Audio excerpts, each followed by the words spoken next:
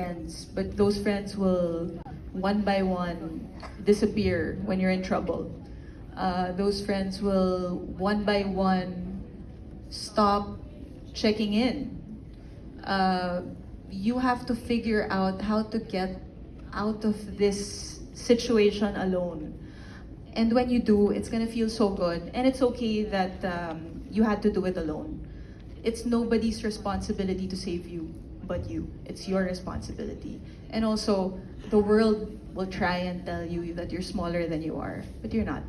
You have to define how small or big you are in this world. And sometimes it's okay to be small.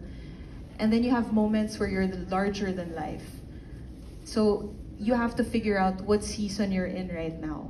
Do you want to stay small, or do you want to say, you know what, I'm ready for big challenges. This is my big moment. So whatever you're going through, I hope you don't stay there long, because we're all rooting for you. Beautiful. We're taking notes, Bella. JC, any advice? Siguro, maybe advice ko.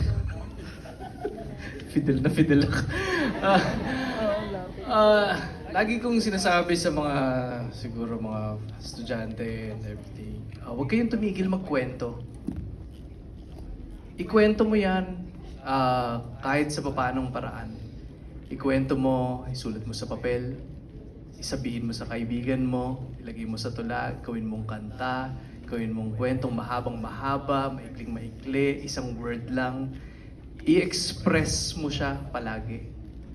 Kasi doon naman nagsa-start yung sparks. Doon naman isang trigger lang yun eh. Para bumalik ka ulit sa passion mo. Kung saan yung creative side mo. And lagi ko sinasabi, kahit gaano kababaw yung kwento mo, ikwento mo. At may matututunan ka doon palagi. So, yeah, as an artist siguro, yun lang yung pwede kong maibigay. There you go, salamat. One